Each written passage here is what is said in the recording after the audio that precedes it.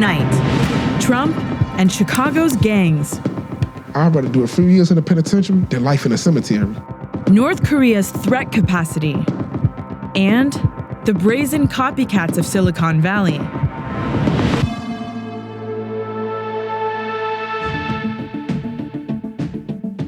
The heads of the House Oversight Committee said they believe former National Security Advisor Michael Flynn may have broken the law by not reporting foreign income when he applied for security clearance.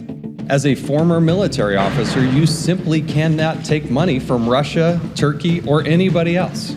And it appears as if he did take that money. It was inappropriate, and there are repercussions for the violation of law. Flynn resigned in February after it was revealed he discussed sanctions with the Russian ambassador and then lied about it. Ivanka Trump got hissed at and booed while defending her father during a women's leadership event in Berlin. He's been a tremendous champion of supporting families and enabling them to thrive in the new reality of You hear the reaction from the audience. The panel also pressed Ivanka on her unpaid White House role. And whom are you representing? Your father as the President of the United States, the American people, or your business? The UN has secured commitments for more than $1 billion in a push to stave off famine in Yemen, which it's calling one of the world's largest humanitarian crises. On average, a child under the age of 5 dies of preventable causes in Yemen every 10 minutes. Saudi Arabia, which is at war with rebels in Yemen, has been blockading one of the country's main ports, delaying aid deliveries. Russia is further cementing its control over eastern Ukraine, announcing today that it'll start supplying the separatist-held area with electricity. The Ukrainian government recently cut power to the Luhansk region because it hasn't paid its bills in months. Moscow has backed the separatists since 2014 when the conflict started, though it denies sending weapons or troops. A federal judge in San Francisco temporarily blocked President Trump's executive order attempting to deny funding to so-called sanctuary cities. The judge ruled that 2 California counties suing over the law are likely to succeed in their argument that the order violates the Constitution because Congress, not the president, controls spending. The ruling temporarily halts enforcement of the order nationwide.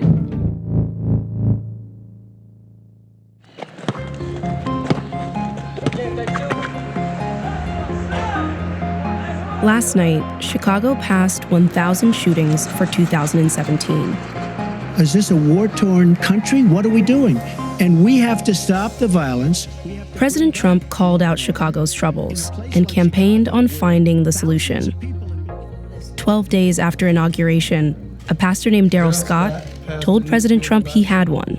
Scott said top gang thugs in Chicago had personally contacted him with a message for the president.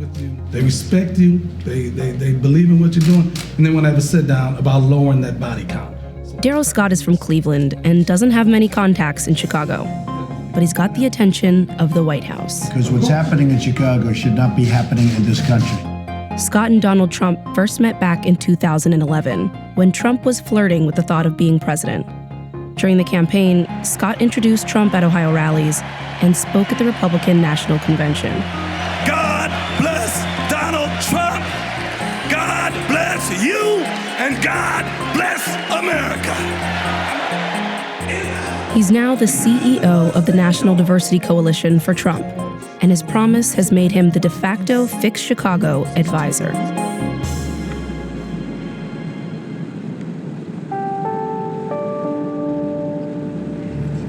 I figure, I don't know, I guess I sounded seen all types of death. I don't think it's even affect me like it should anymore. Torrance Cooks is a former Southside gang member turned community organizer. His cousin introduced him to a pastor named Luther McKinstry, who then introduced Cooks to Daryl Scott. It was his one-off conversation with Daryl Scott that turned into a promise to the president. Hey, T. Hey. Come on in, man. How you doing, brother? People have been talking about saving Chicago for a long time. While he waited for Daryl Scott's meeting, Torrance Cooks organized his own town hall for the South Side. I've never, out of all the years of my life, ever seen this many children die before their parents. We need to bring those young people that we're talking about into the room and talk to them. No actual gang members showed up. If it's hard to get them to show up to their own community center, what's going to happen when people from the Trump administration want to come and talk to them too? We don't need them there with the Trump meeting. We need to get something done from out of the Trump meeting. Daddy just went home to be with the Lord, but it's gonna be all right. It's gonna be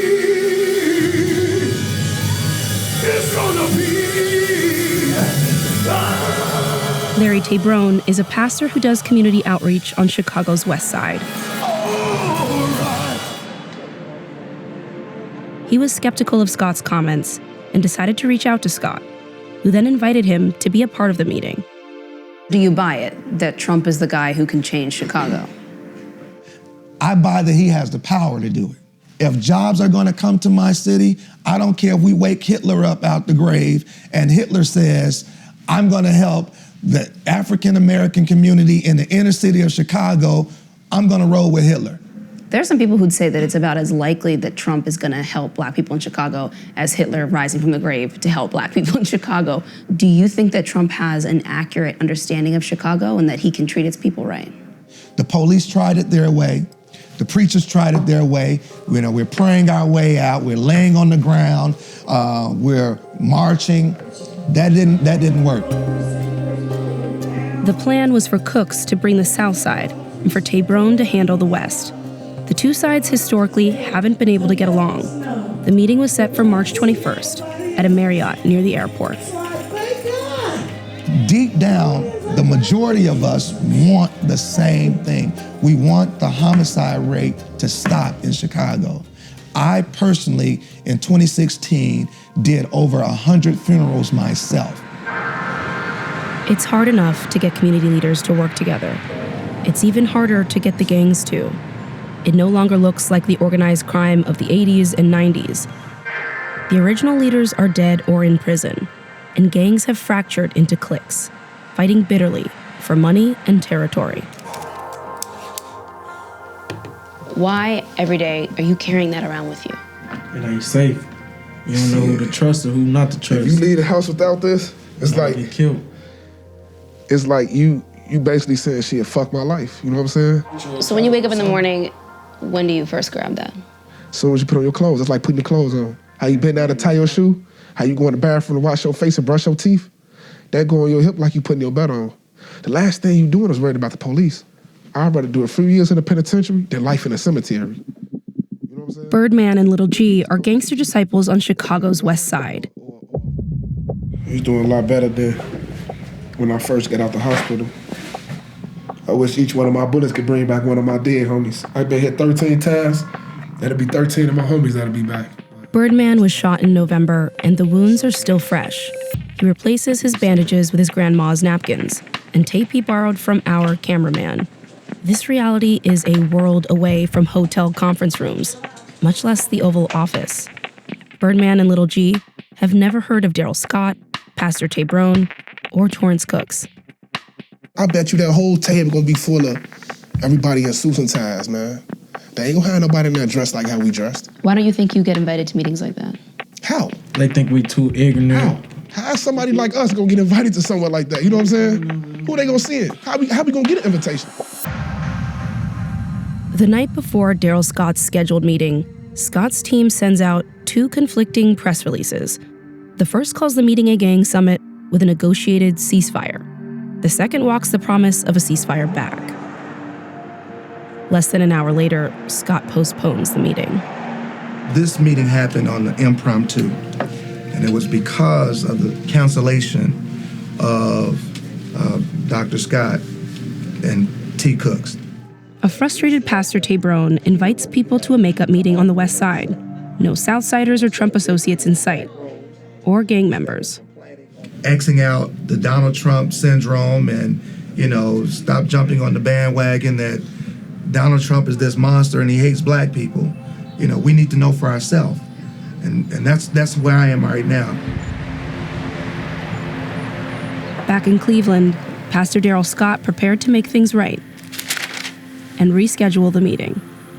There's been some confusion around what this meeting would look like because, it began at the Black History Month table with it sounding like Trump might actually sit down with top gang thugs from Chicago. And then there was a release that said that there'd be a ceasefire and immediate job openings for the kids. Where are we now? Ceasefire? If the Lord Jesus Christ descended from heaven right now, that would be hard for him to do. At any point when you consider, for some people, the life or death stakes here and the complicated geography of the city of Chicago. And I'm learning that. That's a learning learning process for me. I didn't know. So do you ever feel like, damn, maybe I bit off more than I could chew here? No, you know why? Because I'm not trying to grandstand, I'm not trying to showboat, and my motives are pure. Nearly 3 months after his promise to the president, Scott held the meeting, this time within walking distance from the White House, at the 4-star St. Regis Hotel. Pastor Scott, what's your name, man? President Trump is unpopular in the black community, and he wants to help. He wants to make good on his campaign promises, and if I got anything to do with it, he gonna come through for everything he said he's gonna come through for the black community. In the room, there was a mix of pastors. I have churches in Africa, Haiti, and one in Canfield, Ohio. Businessmen. I own a pharmaceutical company in India, 178 employees. We make generic oncology drugs. And friends of Trump and Scott. We're here to really take action and make change. So thank you for taking the action of coming here to D.C. Seated across from 6 Southsiders from Chicago, Pastor Tabron didn't get the invite, and Torrance Cooks missed his flight that morning. The conversation went on for 5 hours. In the streets, they say put up or shut up. We put up and we here. We got to bring home hope. Yeah, that's right. Because you got to go back with a good report. Not just the report, because of we've restructured the meetings. You got to remember, in a ghetto where people are poor, cynicism is heightened. Man, that ain't gonna happen. Man, what's up with this? So we have to bring something back. The Chicagoans wanted money for nonprofits, housing, economic development, and programs to keep kids off the streets. What they received was a promise that there'd be another meeting. What's important for us is establishing next steps. And I always said this wasn't the last meeting. I said it from the very beginning. The first time they pounced on me about saying I was engaging with some people from Chicago, I said, this ain't the last meeting, this is just the first meeting. In Chicago, waiting on promises and processes means more people dead. Over 70 people have been shot in Chicago since the meeting. Everybody want to say, put the guns down, but it's impossible to put a gun down where this side don't kill somebody I grew up with, or this side don't kill my brother, or this side don't kill my sister, or, you know what I'm saying? Can't you just decide I'm not gonna retaliate? How? If somebody was to kill somebody that was close to you right now, what would you do? I have no idea, you know to be completely honest. And then it's like, how could you go in a courtroom and point this man out on you in the street yourself? Right, so at what point do people say, like, this is just too much? It can't be too much, because you in too deep now.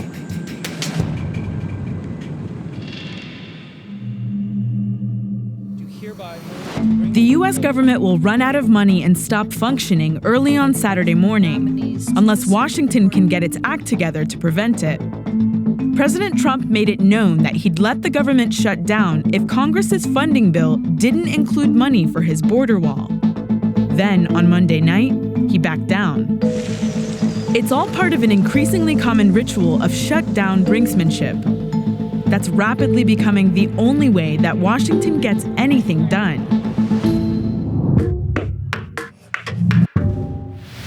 This is the World War II Memorial on the National Mall. On October 1st, 2013, it became the visual backdrop for the political farce that was the last government shutdown. A group of veterans traveled here to come and visit their memorial. But when they got here, it was closed because of the shutdown. So they broke in anyway. And backing them up was a group of Republicans responsible for closing the memorial. They came down here to demand President Obama reopen this monument to veterans. We tried, knocked on the door, and we just got the door slammed in our face. This weird fake protest thing actually worked. the World War II was reopened to veterans.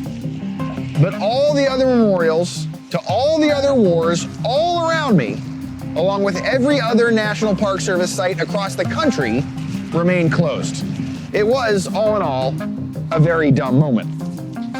Shutdowns are always very dumb moments. For one thing, you can't actually shut the government down.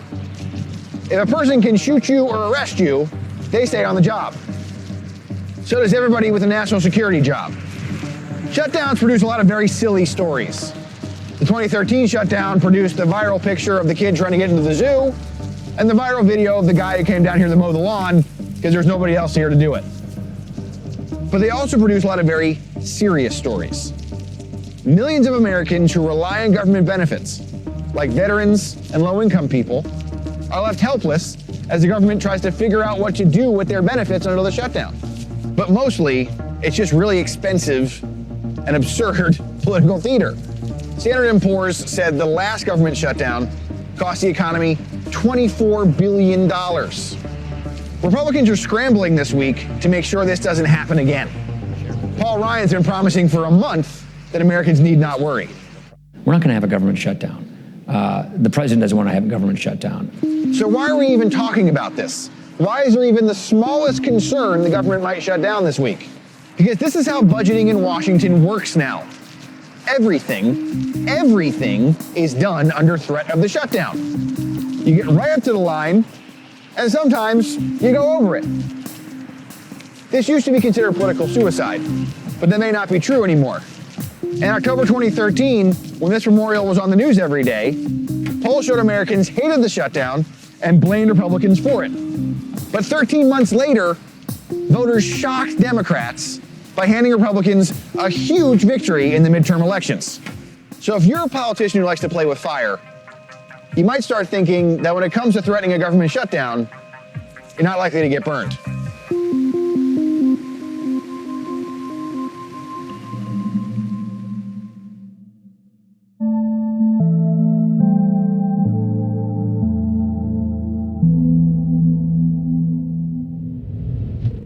Early this morning, the USS Michigan, a submarine loaded with guided missiles, pulled into port in South Korea, within easy striking distance of Pyongyang, which happens to be celebrating the founding of its nuclear-armed military today.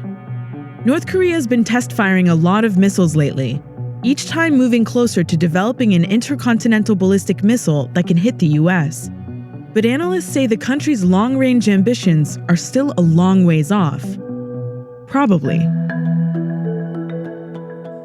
It's just like throwing a baseball. The speed of the ball when it leaves your arm determines in part how far it goes.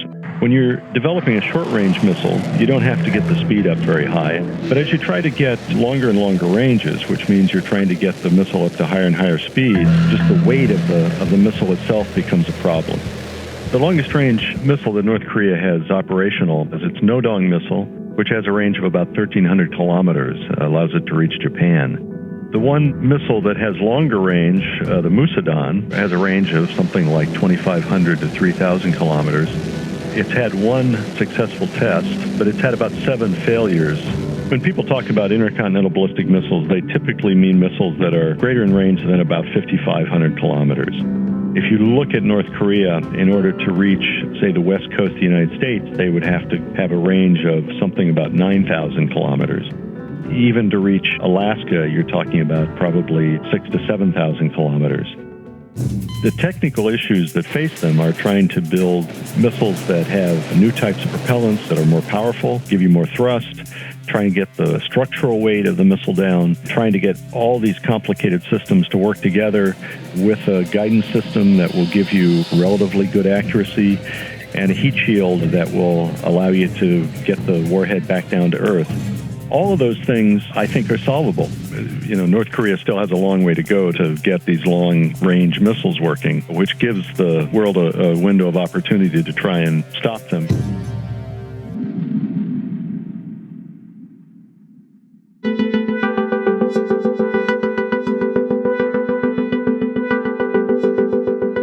Welcome to F8. Facebook just released a slew of exciting new projects, including some that look a lot like another platform's signature features.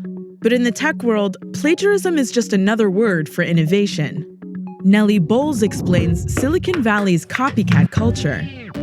When Facebook announced its newest features last week, they looked a little familiar. We're going to make the camera the first mainstream augmented reality platform. This looks a lot like what Snapchat announced hours earlier. Facebook has been brazenly stealing the LA-based social media app's features, repackaging them, and announcing them at events like this. When you look around at all the different cameras that are out there today, no one has built a platform yet. It isn't the first time Facebook's been accused of borrowing. They launched Poke, a disappearing message app, right before Snapchat turned down Facebook's acquisition offer. And a suit was filed accusing them of stealing the like button.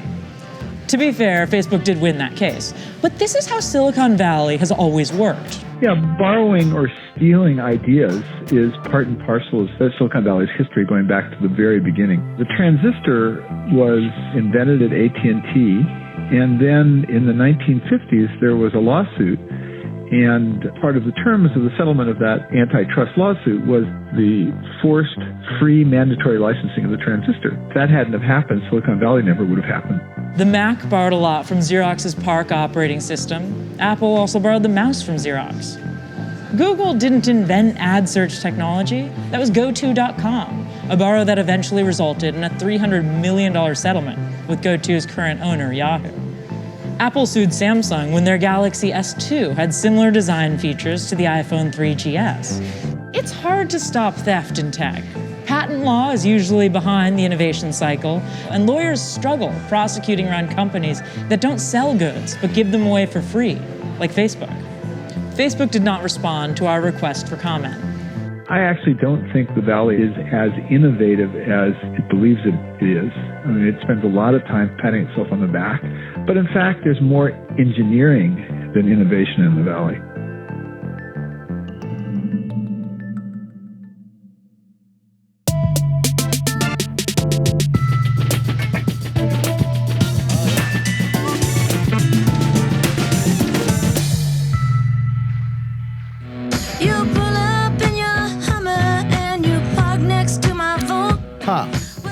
I kind of liked it, except the lyrics.